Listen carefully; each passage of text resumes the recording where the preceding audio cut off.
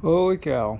Alright, everyone. Well, I do apologize for the long absence and yet again, not getting much posted, and by not much I mean nothing after the 24-hour race. But that's not to say I wasn't doing anything. I updated you all before. I did place an order for the brake pads and the gear oil so I can get the transmission done up. Problem is the gear oil is an American product, so it's ready to ship, but I don't want to part and parcel all the projects if I can't, or if I can. So the thing that I am waiting on is the race compound brake pads. So those are coming from over in Europe, EBC. So that's that fun. I'm not sure if there's a production issue going on with them or what, but I don't know. I'm getting rather impatient just because I want to put this thing on the ground. But with that being said, I also was debating on whether or not to buy street pads, which I also think I brought up in a previous video. So I had that going on. I didn't want to spend the extra money, but then I also came to the thought of I also don't want to burn up race pads or race compound pads, track pads, by driving this around on the street. Even though I don't drive this often on the street, and I don't know how often I will be driving it going forward because it's a little bit more track oriented. And one of the random projects that I have in mind now is to remove the carpet, because that crud is all chopped up back there and it's quite a bit of weight anyway, and one, it would make the car a lot easier to clean, but I also don't have passengers in it too much, nor do I drive it often enough for it to be dirty. So I'd much rather get rid of that weight and the mess and the hardship that it is to clean carpet. That's me complaining about first world problems. But yeah, I've also adjusted the rear wing a little bit, so it was a little bit more tilted up, so it wasn't really doing a job all too much, and the ground is uneven, so I can't really get it straightened out properly while it's on jack stands, just because I can't get a proper freaking reading on it. But I did adjust it so that it's tilted a little bit more the way that it's supposed to be, so that the air can go under here and flow over the top and actually give the wing to do what it's supposed to do. So we'll see how that feels on the next drive.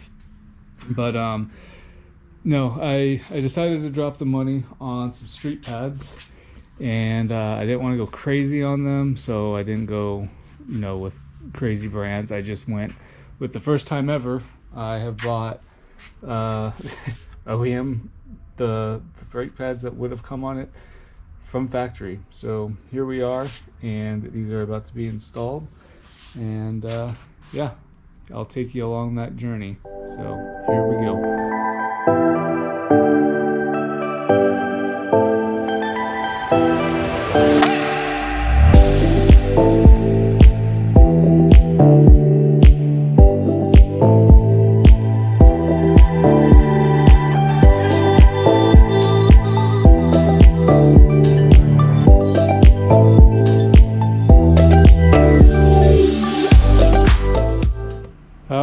Well, I got the front brake pads in, and yeah, I stopped recording because I realized how much of an idiot I am.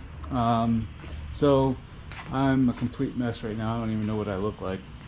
But I tell you, like, just seeing all the life that's on that pad now compared to, I'll show a picture of what the pads, the new versus the old. So this is this side. Yeah, you can see a little bit of life left, but not a whole lot. I'll show you the worst of the pads. This thing right here, nothing left on it. It is all that is gone. And I honestly don't even know where the other used pad is. But anyway, front pads are on. I stopped recording just because the only downside to having a car that is reliable and freaking just it just works is the fact that it doesn't really need to be worked on. I could work on it, but I don't need to. And the downfall of it is the skills perish. But what I will say too, and you're not gonna be able to see it, but now, gosh, yeah, I need a flashlight or something to be able to show you guys this. Walking around the entire garage with y'all. But instead of these contraptions, which were annoying as heck, and they went on the back side of the caliper, so they were kind of just they I can't even, yeah, I apologize trying to do stuff with the camera and the flashlight, and I've only got two hands, so it's very difficult, and you're still probably not going to be able to see this. But anyway, wrong side. But the brake caliper used to have this little bar thing that went on the back of it. Thankfully it was discontinued, so instead of using this dang contraption that is where you have to balance the caliper plus this and the rotor to get the whole assembly on, now all it is a 37mm bolt that you have to go, at least that I could find only at Subaru. So yeah, simplifies the process. Those things are Loctited. But again, I stopped recording because I was just getting frustrated and I couldn't get a good angle on what the heck I was doing. So I decided it was better not to record and just get the work done. But I got the fronts done.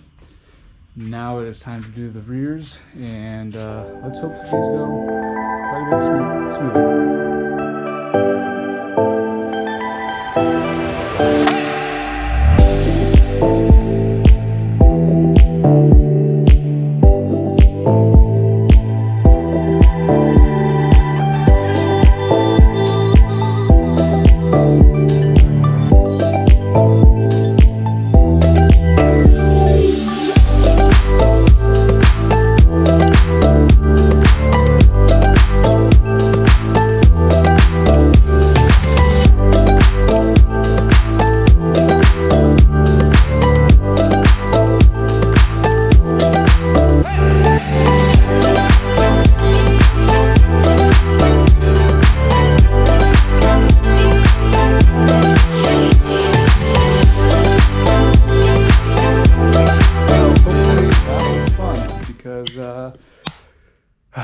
The car finally has brakes on all four corners. Kind of excited to get it on track, or not on track. I am excited to get it on track, but excited to drive it to just on the street. I wanted to do this mostly because I told my boss the other day. There's quite a few car guys in the office, and my boss being one of them. My friend actually just got a C6 Z06, so I felt kind of lame leaving the car just parked here, because I used to drive it on Fridays as often as I could, and yeah, it's really hard, y'all. I've had the car since April of 2010, and I kind of just don't want to, not put it on the road, but it's getting to the point where I don't know, it can't, well, it will be able to, it's more of a hassle to get it on the street, and so I could do it on the street and then take it to the track, because those are starting to become two completely different setups. Right now I've actually got to change the brakes again once the track weekend comes up, so we got that going. But overall, like I said also earlier, going to be taking out the carpet, so it's going to become less and less pedestrian and comfortable and streetable. I've already got all the NVH. I could have more by taking out the back seat, but then I wouldn't be able to take it on track because there'd be no separation between myself and the battery, even though it's an Optima, so it's sealed and whatnot. But I'm probably just thinking hypothetically, because I am thinking hypothetically because I have no idea what tech would actually say to it. But either way, I just got to get the interior. See how lazy I've been. Got to get the interior back together. I'd almost be perfectly fine leaving it the way it is, minus the shift knob. But yeah, back together. And, well, not back together, but got brake pads. We got plenty of life. So yeah, I'm curious to see, because I'm so used to the EBCs now, that I have no idea what regular street compound brake pads are like. So it'll be interesting to see what the stopping power is with these. And yeah, so development's still coming. I've already got scheduled for an alignment, so we got that going. And then the little fun pipe that I got going on back here, good old Gymkhana. Once I get this thing aligned, I will be taking it up to Richmond to get that done. I just don't want to drive too far. Not that it's a danger. The only thing that is messed up is the front driver side. I'm not sure if it was a hog pen on VIR or not, whatever turn it was. But that is the only corner that has been bumped out to basically square. Everything else still has camber to it, except for that one corner.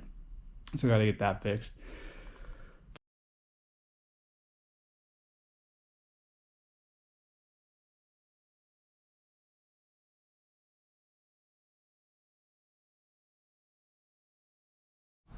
And just like that, car is back on the ground. Man, holy cow, it's been far too long.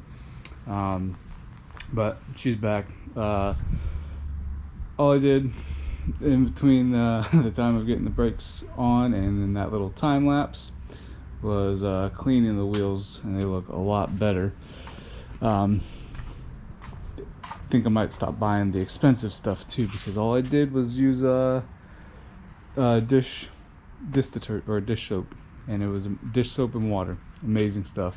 And I also noticed, because I had engaged the I had the e-brake, or the parking brake engaged, and I had forgotten to put the chock blocks down, or the chock block down there.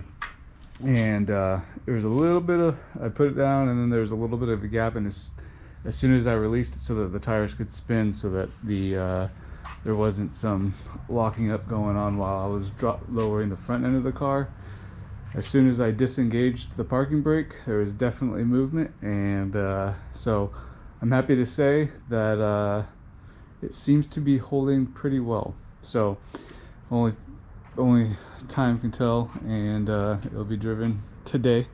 Gonna go to work with it, and yeah, so that's it, guys. I understand brakes are like not even an upgrade, not even a performance mod really, but holy cow, it feels good to have a project actually complete. I don't know if I'm still suffering from, maybe it's because of where I buy the parts from, seeing as how the parts are having to be sourced from over in the UK, because it's a UK based company.